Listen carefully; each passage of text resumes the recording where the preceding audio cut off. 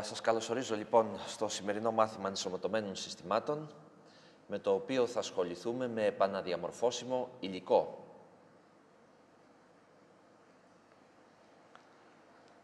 Όπως ήδη έχουμε αναφέρει από το προηγούμενο μάθημα, όταν σχεδιάζουμε υλικό ειδικού σκοπού, έχουμε δύο επιλογές στο πώς θα το υλοποιήσουμε. Η πρώτη επιλογή, την οποία περιγράψαμε τη διαδικασία σχεδίασής του στο προηγούμενο μάθημα, είναι να σχεδιάσουμε ένα ολοκληρωμένο κύκλωμα ειδικού σκοπού, ASIC όπως ονομάζεται. Τα χαρακτηριστικά των ASIC είναι ότι μπορεί να είναι βελτιστοποιημένα όσον αφορά τη σχεδίαση της φυσικής μάσκας, ώστε να έχουμε τις μικρότερες δυνατές διαστάσεις, τις μικρότερες δυνατές αποστάσεις των αγωγών και τελικά να πετύχουμε τις μικρότερες δυνατές παρασιτικές χωρητικότητες, αντιστάσεις κλπ, οι οποίες, όπως είχαμε πει, δεν είναι επιθυμητές. Το μειονέκτημα της σχεδίασης ενός ολοκληρωμένου κυκλώματος ειδικού σκοπού είναι ότι βολεύει να χρησιμοποιηθεί σε πρωτοτυποποίηση. Είναι κατάλληλα τα ASICs για μαζική παραγωγή και αυτό γιατί σκεφτείτε αν έχει συμβεί κάποιο λάθος στη σχεδίαση, ότι η εταιρεία θα έχει πληρώσει πάρα πολλά χρήματα για να βγάλει ακόμα και έναν πολύ μικρό αριθμό αντιτύπων του ολοκληρωμένου κυκλώματος, τα οποία θα πάνε χαμένα και δεν μπορούν να διορθωθούν εάν κατασκευαστούν. Για το λόγο αυτό, σε επίπεδο πρωτοτυποποίησης, δηλαδή όταν θέλουμε να δοκιμάσουμε στο εργαστήριο το κύκλωμα που έχουμε σχεδιάσει και να δούμε τη συμπεριφορά του όταν αυτό υλοποιηθεί με κυκλώματα, βολεύει η χρήση του επαναδιαμορφώσιμου υλικού. Η εξέλιξή του περιλαμβάνει διάφορες οικογένειες, οι οποίες παλιότερα ονομάζονταν Programmable Logic Devices ή Programmable Logic Arrays, τα λεγόμενα PLDs και PLAs, αργότερα με μικρή πολυπλοκότητα και σχετικά μικρή πυκνότητα πυλών, για παράδειγμα μπορούμε να έχουμε μέχρι μερικές χιλιάδες πύλες μέσα, έχουμε την οικογένεια CPLDs, τα οποία θα χρησιμοποιήσουμε στο εργαστήριο για να δούμε πώς περιγράφοντας υλικό με μια γλώσσα περιγραφής υλικού, όπως είναι για παράδειγμα η VHDL, μπορούμε να καταλήξουμε σε υλοποίησή του με κύκλωμα που βρίσκεται μέσα σε μια CPLD. Περισσότερο πολύπλοκα ακόμα επαναδιαμορφώσιμο υλικό έχουμε στις FPGAs, Field Programmable Gate Arrays. Οι FPGAs μπορούν να υποστηρίξουν πολύπλοκα κυκλώματα εκατομμυρίων πυλών, άρα καταλαβαίνετε ότι έχουμε τάξεις μεγέθους πιο σύνθετα κυκλώματα που μπορούμε να υλοποιήσουμε, ενώ εκτός από μία πολύ μεγάλη πλειάδα πυλών, τις οποίες μπορούμε με έναν διαμορφώσιμο τρόπο να συνδέσουμε μεταξύ τους, ώστε να φτιάξουμε διαφορετικές εφαρμογές άλλη φορά, κάθε φορά, εκτός από λοιπόν απλές πύλες, υπάρχουν και στοιχειώδη blocks που επιτελούν κάποιες πιο ολοκληρωμένες λειτουργίες. Όπως για παράδειγμα μπορεί να βρείτε μέσα σε FPGAs ολόκληρες επεξεργαστικές μονάδες, ολόκληρες μνήμες, ολόκληρα σηριακά interfaces, σηριακούς διάβλους, όπως για παράδειγμα RS232, USB κλπ. Άρα, οι FPGAs προσφέρουν ένα μεγάλο αριθμό από στοιχεία, αποδομικά στοιχεία, μέσω των οποίων με κατάλληλη διασύνδεση που την ορίζουμε ανάλογα με την εφαρμογή μας, μπορούμε να φτιάξουμε μια οσοδήποτε πολύπλοκη συσκευή, ένα οσοδήποτε πολύπλοκο σύστημα. Στις CPLDs και τις FPGAs, η διαμόρφωση του υλικού γίνεται αφού πρώτα περιγράψουμε τη συμπεριφορά του μέσω μιας γλώσσας περιγραφής υλικού ή ακόμα κι αν γνωρίζουμε ήδη πώς μπορεί να υλοποιηθεί το συγκεκριμένο κύκλωμα που θέλουμε, μπορούμε κατευθείαν να σχεδιάσουμε σχηματικό. Σε αυτήν την περίπτωση, το όλο πακέτο των εργαλείων τα οποία συνοδεύουν τα αναπτυξιακά συστήματα δεν θα κάνει κάτι ιδιαίτερο πέρα από το να τροποποιήσει τις διασυνδέσεις των εξαρτημάτων μεταξύ τους, ώστε να μπορέσουν να υλοποιήσουν το κύκλωμα που ήδη γνωρίζουμε, αν έχουμε την περιγραφή σε σχηματικό. Αν όμως απλά γνωρίζουμε μόνο τη συμπεριφορά του κυκλώματος, αλλά δεν έχουμε ιδέα πώς αυτό μπορεί να υλοποιηθεί, με ποιο κύκλωμα μπορεί να υλοποιηθεί, αυτά τα εργαλεία έχουν την ευφυΐα να μπορέσουν να συνθέσουν μόνα τους το κύκλωμα από την περιγραφή μας. Δηλαδή μπορούμε να δώσουμε περιγραφή behavioral, συμπεριφοράς δηλαδή, σε γλώσσα περιγραφής υλικού και το κύκλωμα μόνο του να συνθέσει, μάλλον το εργαλείο που συνοδεύει τα αναπτυξιακά συστήματα CPLD και FPGAs, να συνθέσει το κατάλληλο κύκλωμα και να το υλοποιήσει. Με τον όρο διαμόρφωση εννοούμε την επιλογή των κατάλληλων συνδέσεων μεταξύ των εσωτερικών δομικών στοιχείων, ώστε να πραγματοποιηθεί το επιθυμητό κύκλωμα. Μπορεί να φανταστείτε ότι όλα τα στοιχεία είναι απλωμένα σε ένα δυσδιάστατο επίπεδο και μεταξύ τους χωρίζονται με ένα πλέγμα οριζόντιων και κάθετων γραμμών. Οι γραμμές αυτές, τα σημεία που τέμνονται, μπορούμε με έναν διαμορφώσιμο τρόπο να αποφασίσουμε αν θα υπάρξει βραχικύκλωμα μιας οριζόντιας με μια κάθετη γραμμή ή όχι, και έτσι να ορίσουμε στην πραγματικότητα το ποιες συνδέσεις θέλουμε να γίνουν για να πραγματοποιηθεί και να υλοποιηθεί το επιθυμητό κύκλωμα.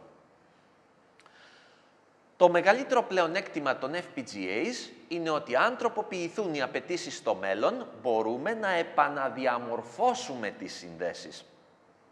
Δηλαδή, δεν χρειάζεται να πετάξουμε το ολοκληρωμένο κύκλωμα και να αγοράσουμε κάποιο καινούριο για να φτιάξουμε ένα νέο κύκλωμα. Το ίδιο κύκλωμα μπορεί να αλλάξει χιλιάδες φορές διαμόρφωση και να υλοποιήσει ένα πολύ μεγάλο πλήθος κυκλωμάτων και εφαρμογών. Αυτό λοιπόν είναι αυτό που δεν μας προσφέρουν τα ASICs, τα οποία κατασκευάζονται μία φορά και αν δουλέψουν, καλώς έχει. Αν δεν δουλέψουν, τότε πρέπει να τα ξαναφτιάξουμε από την αρχή, σπαταλώντας μεγάλο χρηματικό ποσό. Βέβαια, εάν βεβαιωθούμε ότι η υλοποίηση που έχουμε μέσω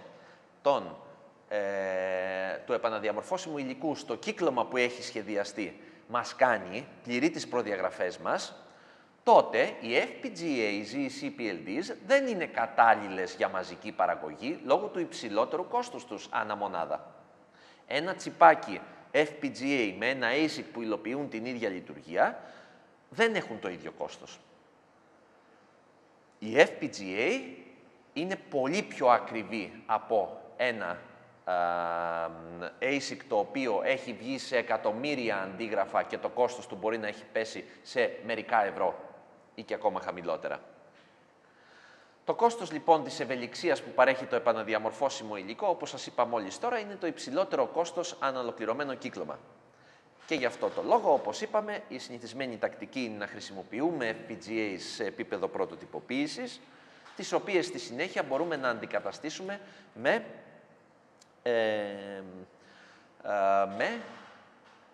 ASIC τα οποία θα κατασκευαστούν.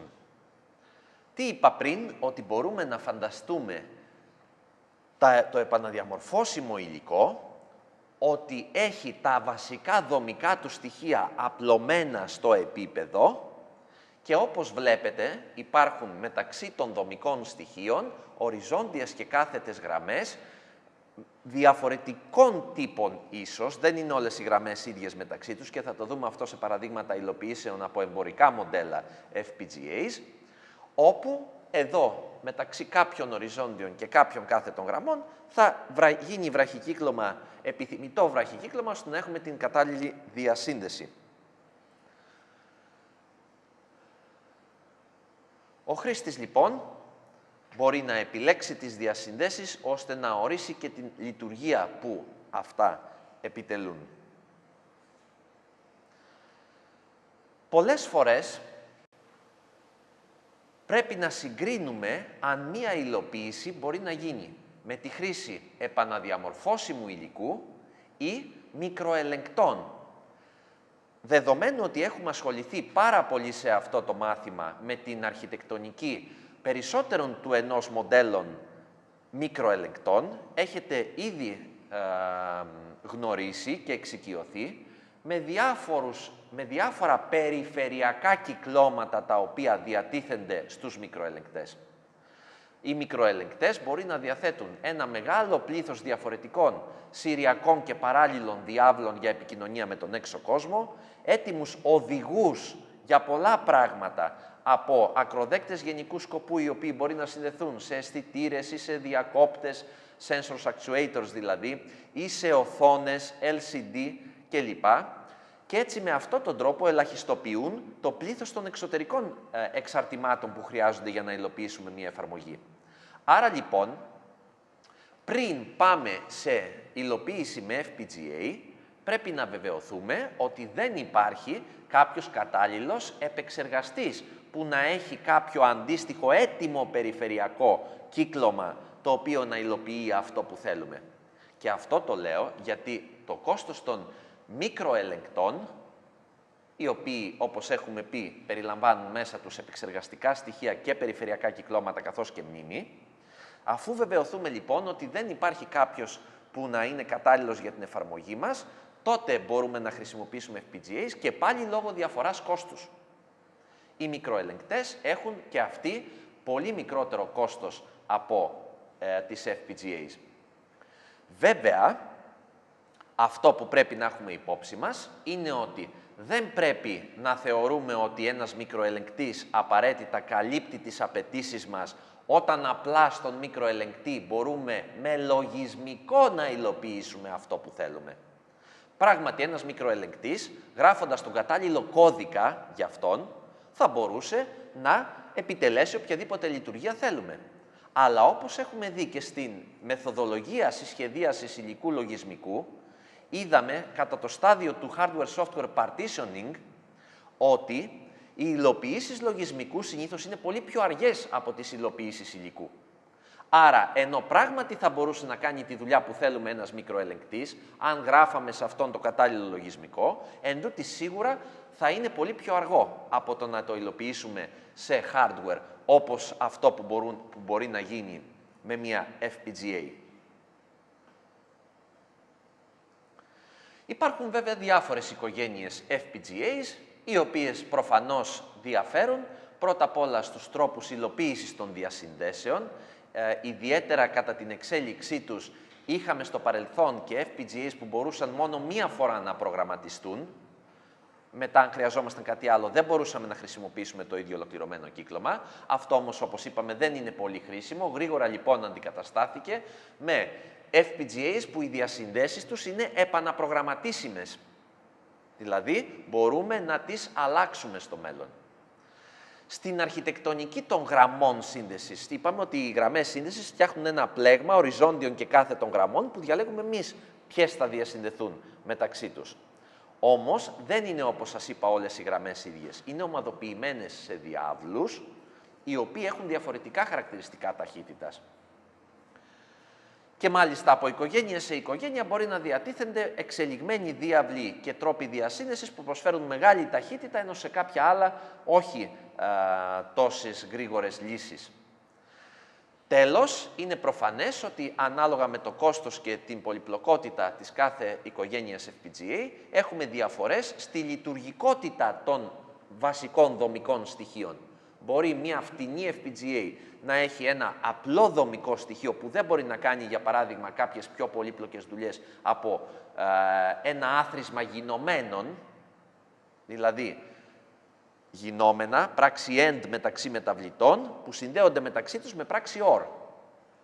Ενώ σε μια εξελιγμένη FPGA, το βασικό δομικό στοιχείο της μπορεί να προσφέρει μια πολύ πιο πολύπλοκη λειτουργία, όπως για παράδειγμα συνδυαστικά και ακολουθιακά κυκλώματα, όχι μόνο συνδυαστικά κυκλώματα, που έχουν δηλαδή μέσα τους και flip-flops, τα οποία μπορούν να διασυνδεθούν μαζί με πιο πολύπλοκα εξαρτήματα συνδυαστικά, όπως είναι για παράδειγμα πολυπλέκτες, αποπολυπλέκτες, κωδικοποιητές κλπ. Τι είπα πριν, ότι στις πρώτες οικογένειες, για να υλοποιηθεί η διασύνδεση μεταξύ δύο γραμμών, υπήρχε ένας τύπος ασφάλειας, την οποία αν ήθελες να φτιάξεις διασύνδεση, έπρεπε να κάψεις κατά κάποιο τρόπο την ασφάλεια, ώστε να φύγει αυτό το προστατευτικό διαχωριστικό που βλέπετε εδώ και να πραγματοποιηθεί η σύνδεση. Όμως αυτό σημαίνει φυσική καταστροφή της σύνδεσης και με την έννοια ότι δεν μπορεί να ξαναγυρίσει στην αρχική της κατάσταση, εάν καταστραφεί το μονοτικό υλικό που διαχωρίζει τις δύο επαφές.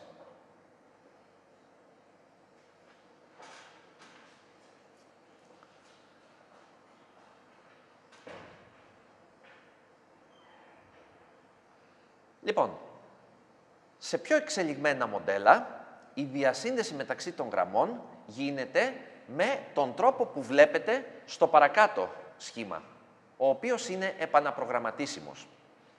Το σύμβολο αυτού του εξαρτήματος που βλέπετε εδώ είναι ένα MOS τρανζίστορ, ένα τρανζίστορ πεδίου. Τα τρανζίστορ πεδίου και συγκεκριμένα τα τρανζίστορ τύπου νη πεδίου, νη MOS, έχουν την ιδιότητα ότι αν εφαρμοστεί ένα υψηλό δυναμικό στο gate τους, στην πύλη τους, τότε μεταξύ source και drain, δηλαδή μεταξύ πηγής και απαγωγού, δημιουργείται ένα βραχικύκλωμα. Άγει το τρανζίστορ δηλαδή με άλλα λόγια και είναι σαν να είναι βραχικυκλωμένη η πηγή με τον απαγωγό.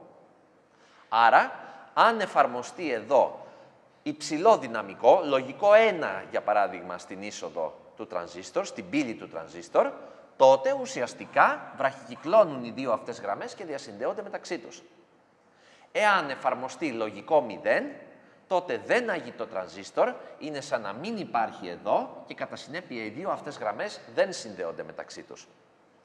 Το επαναδιαμορφώσιμο της όλης υπόθεσης έγκυται στο ότι το αν θα άγει ή δεν θα άγει το τρανζίστορ είναι μία τιμή που μπορούμε να έχουμε αποθηκευμένη σε ένα flip-flop.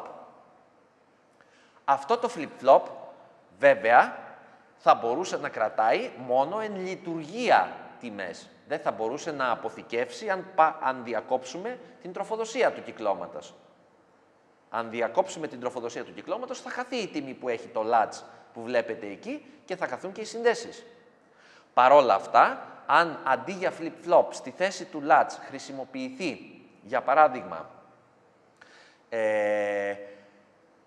ένα bit μιας non-volatile μνήμης όπως είναι η E2 PROM, τότε μπορούμε και να επαναπρογραμματίζουμε τις διασυνδέσεις γράφοντας καινούρια δεδομένα στην E2 PROM μνήμη διαμόρφωσης ή να αφήνουμε αυτά που υπάρχουν ήδη για όσο διάστημα θέλουμε, κρατώντας τις διασυνδέσεις που έχουμε αποφασίσει μεταξύ τους. Άρα τελικά τι καταλαβαίνουμε με βάση αυτό που είπα μόλις τώρα, ότι το εργαλείο λογισμικού που μπορεί να είναι εγκατεστημένο σε έναν υπολογιστή υποδοχής και πάνω στο οποίο κάνουμε την ανάπτυξη και τη σχεδίαση του υλικού που θέλουμε να υλοποιήσουμε με μία FPGA, αυτό τελικά, αφού το εργαλείο κάνει την εξομοίωση, τη μετάφραση κλπ, αυτό που βγαίνει είναι ένα bit stream στην πραγματικότητα, ένα ρεύμα διαδικών ψηφίων που απλά πάνε και αποθηκεύονται στην E2 PROM διαμόρφωσης που υπάρχει μέσα στο chip. Για παράδειγμα, όπως θα δούμε και στο εργαστήριο, θα χρησιμοποιήσουμε αυτό το αναπτυξιακό σύστημα με CPLD, όπου το μόνο βασικό ολοκληρωμένο κύκλωμα που βλέπετε πάνω είναι αυτό το κεντρικό, μία CPLD της οικογένειας Altera, που μέσα της έχει και τα βασικά δομικά στοιχεία που σας περιγράφω τώρα, αλλά και την E2 PROM διαμόρφωσης, η οποία κρατάει τις διασύνδεσεις μεταξύ αυτών των δομικών στοιχείων.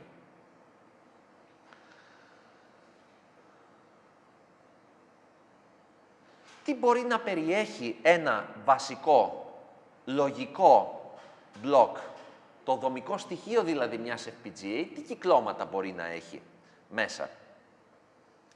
Συνήθως, το πρώτο στάδιο ενός λογικού μπλοκ είναι η υλοποίηση μιας συνδυαστικής συνάρτησης, για παράδειγμα ενός αθροίσματος γινωμένου.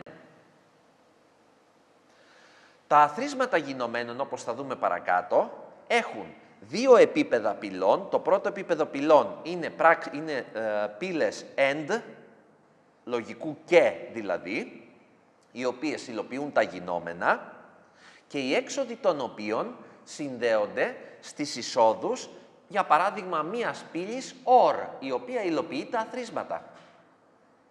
Η έξοδος τώρα της πύλης OR μπορεί να είναι η έξοδος αυτού εδώ του στοιχείου και η οποία να ακολουθείται από διάφορα ακολουθιακά δομικά στοιχεία, όπως είναι τα flip-flops, ώστε να μπορούμε να κάνουμε συνδυασμό και συνδυαστικών και ακολουθιακών κυκλωμάτων.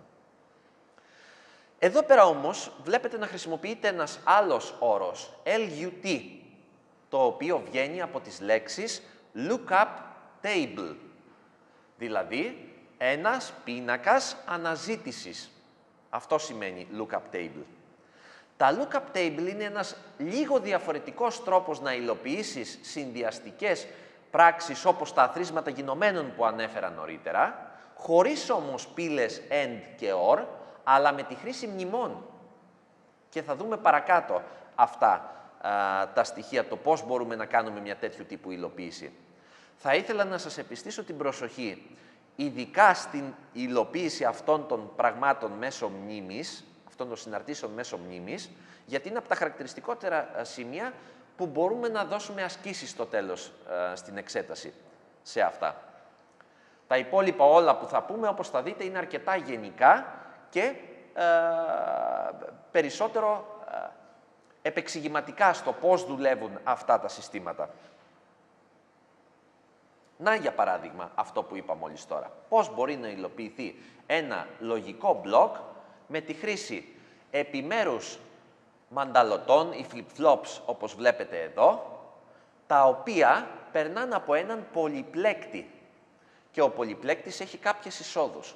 Η έξοδος του συνδυαστικού κυκλώματος είναι το μοναδικό output που βλέπετε εκεί.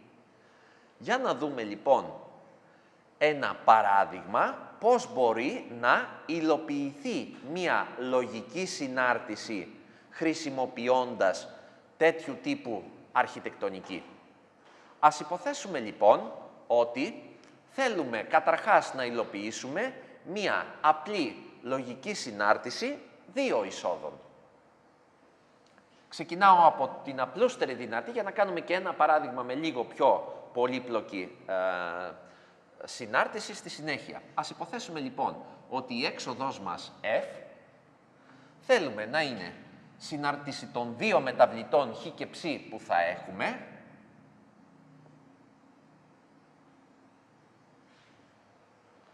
ας αγνοήσουμε προς το παρόν το δεδομένο ότι αυτή η συνάρτηση μπορεί να υλοποιηθεί. Βλέπετε ότι μπορεί να βγει κοινός παράγοντας το χ, μέσα στην παρένθεση θα έχουμε ψ not συν ψ, που μας κάνει 1 και τελικά να μείνει 1. Αφήνουμε όμως κατά μέρος την υλοποίηση, γιατί εγώ τώρα, την απλοποίηση μάλλον, γιατί εγώ αυτό που θέλω να δείξω είναι, αν δεν σήκωνε υλοποίηση μια τέτοιου τύπου λογική συνάρτηση, πώς θα μπορούσε να υλοποιηθεί με την αρχιτεκτονική για την οποία σας μίλησα νωρίτερα. Καταρχάς,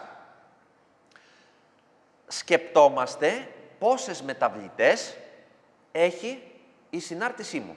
Όπως βλέπετε, οι μεταβλητές είναι 2.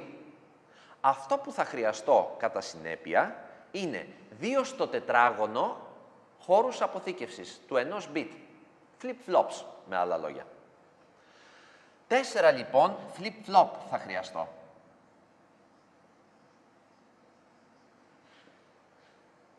Ο πολυπλέκτης, στον οποίο θα συνδεθεί η έξοδος τους, θα είναι ένας πολυπλέκτης 2 σε 1. Συγγνώμη, 4 σε 1.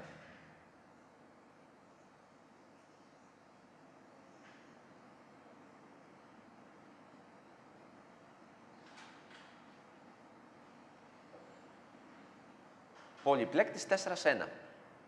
Ο πολυπλέκτης 4 σε 1 χρειάζεται 2 γραμμές εισόδου για να επιλέξει ποια από τις 4 κύριες εισοδοί θα συνδεθεί με την έξοδό του. Οι 2 γραμμές εισόδου είναι, παιδιά, οι 2 μεταβλητές που έχω στο σύστημά μου, η χ και η ψ.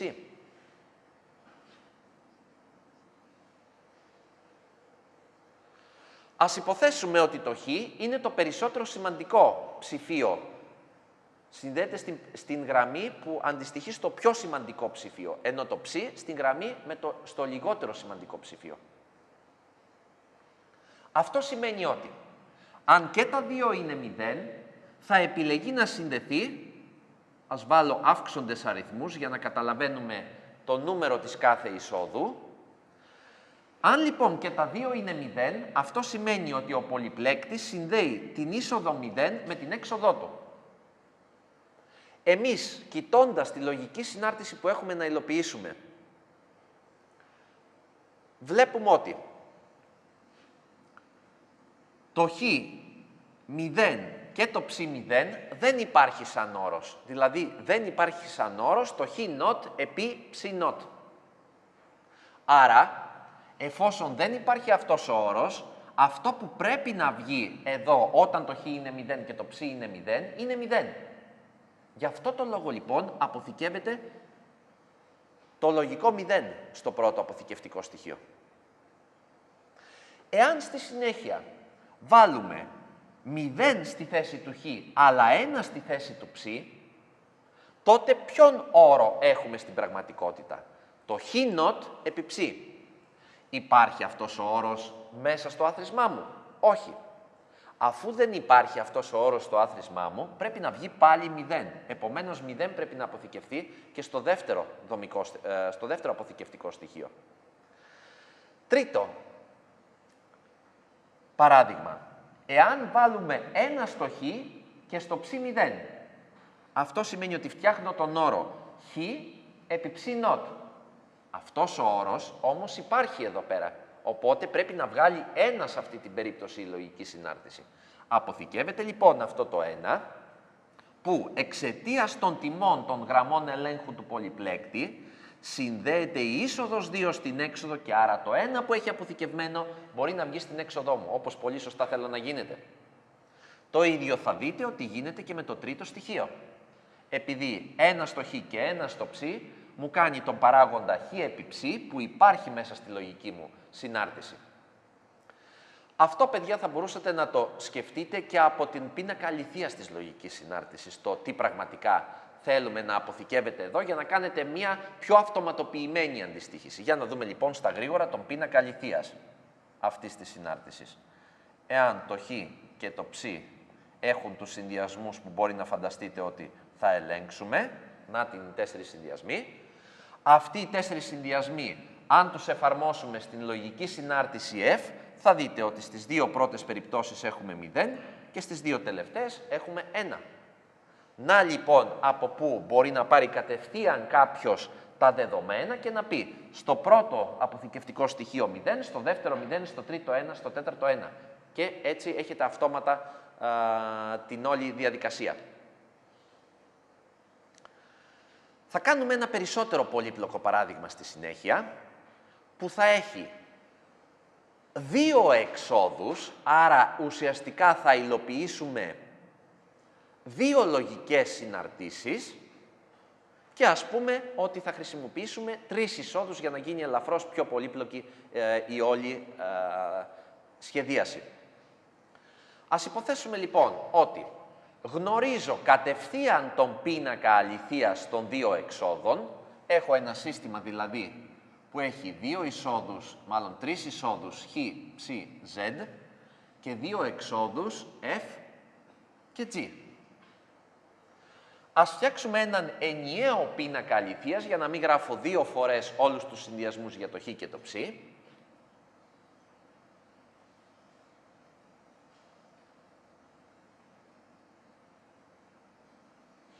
Και ας πάρω όλους τους δυνατούς συνδυασμούς που, όπως καταλαβαίνετε, αφού έχω 3 μεταβλητές εισόδου, είναι 2 στην τρίτη, άρα 8. Μετράω λοιπόν στο διαδικό σύστημα από το 0 μέχρι το 7.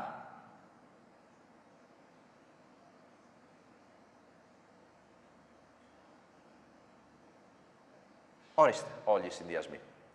Και έστω στην τύχη, χωρίς να κοιτάξω ούτε αν γίνεται απλοποίηση ή όχι, βάζω κάποια σημεία σε κάποιες γραμμές του πίνακα να έχει ένα το F και σε κάποιες το G. Ας πούμε λοιπόν ότι το G έχει εδώ και εδώ και ας πούμε ότι το F έχει εδώ, εδώ και εδώ. Άσο. Δεν γράφω όλες τις υπόλοιπες θέσεις, είναι 0 σε όλα τα υπόλοιπα, η έξοδη. Πώς θα μπορούσαμε να υλοποιήσουμε σε μία FPGA η οποία έχει δομή lookup table για να υλοποιεί συνδυαστικές συναρτήσεις, όπως τα αθροίσματα γινωμένων που έχουμε. Καταρχάς, αναγκαστικά πρέπει να έχω δύο σειρές από αποθηκευτικούς χώρους, ένα για το F και ένα για το G. Δεν μπορούν να υλοποιηθούν με έναν αποθηκευτικό χώρο και τα δύο.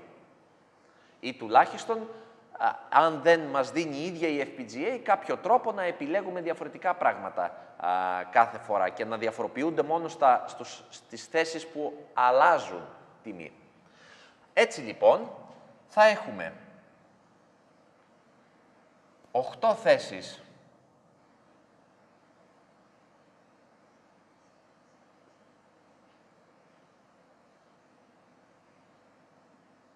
για την G,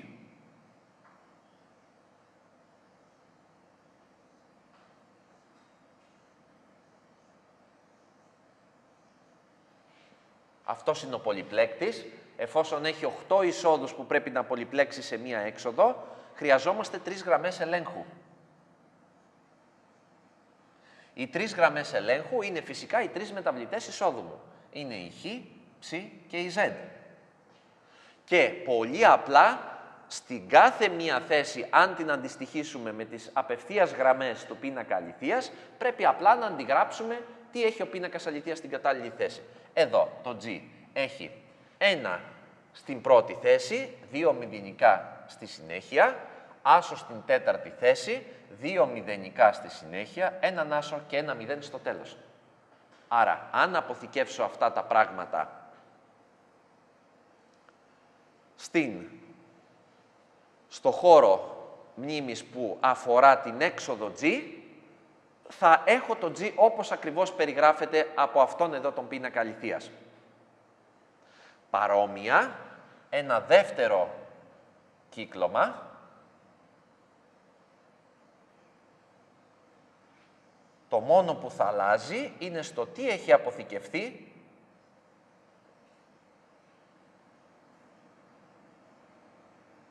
σε κάθε μία από τις θέσεις μνήμης. Αυτό είναι η συνάρτηση F, η οποία βλέπουμε έχει έναν άσο αρχικά, 0 στη δεύτερη γραμμή, 2 άσους στη συνέχεια και όλα τα υπόλοιπα 0. Επομένως, αν ήταν σε 2 διαφορετικά λογικά blocks αυτά όλα τα εξαρτήματα, τότε με 2 λογικά blocks θα μπορούσα να έχω υλοποιήσει ξεχωριστά την F και την G. Το ερώτημα που μπορεί να θέσει κάποιος είναι τι συμβαίνει στην περίπτωση που το πλήθος των μεταβλητών ενός μπλοκ δεν ταιριάζει με το πλήθος των μεταβλητών που έχω στις συναρτήσεις που θέλω να υλοποιήσω. Φανταστείτε για παράδειγμα ότι τα μπλοκ μου έχουν 4 εισόδους, όπως αυτό που βλέπετε εδώ στη διαφάνεια. Ενώ εγώ θέλω κάποια στιγμή να υλοποιήσω μία συνάρτηση με 3 εισόδους. Μπορεί πολύ απλά να καταλάβετε ότι δεν θα αξιοποιήσω απλά όλο το κύκλωμα, θα χρησιμοποιήσω, αν έχω 3 εισόδους για παράδειγμα, τις 3 από τις 4 εισόδους, ας πούμε τις λιγότερο σημαντικές, και την τέταρτη, την περισσότερο σημαντική, θα την έχω σταθερά 0, και αφού η πιο σημαντική είσοδος ελέγχου θα είναι 0 και οι 3 πρώτες θα παίρνουν τιμές και θα φτιάχνουν συνδυασμούς, σημαίνει ότι θα συνδεθούν τα πρώτα 8 από τα 16 λάτσες στην έξοδο. Άρα, τα 8 τελευταία απλά δεν θα τα χρησιμοποιήσω. Εάν βέβαια έχω λογικές συναρτήσεις περισσότερων μεταβλητών, από 4, όπως αυτό το μπλοκ μου παρέχει, τότε καταλαβαίνετε ότι θα πρέπει τη λογική συνάρτηση να τη σπάσω, αν είναι αυτό δυνατόν, σε 2 κομμάτια, σε 2 διαφορετικές συναρτήσεις λιγότερων μεταβλητών η κάθε μία.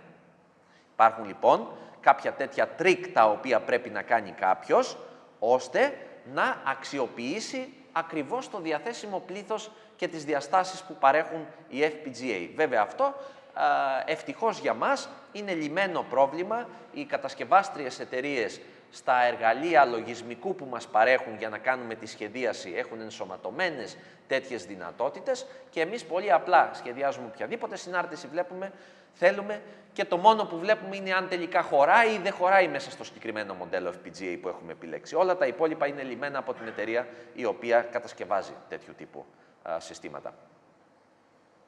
Καλά είναι. Διάλειμμα.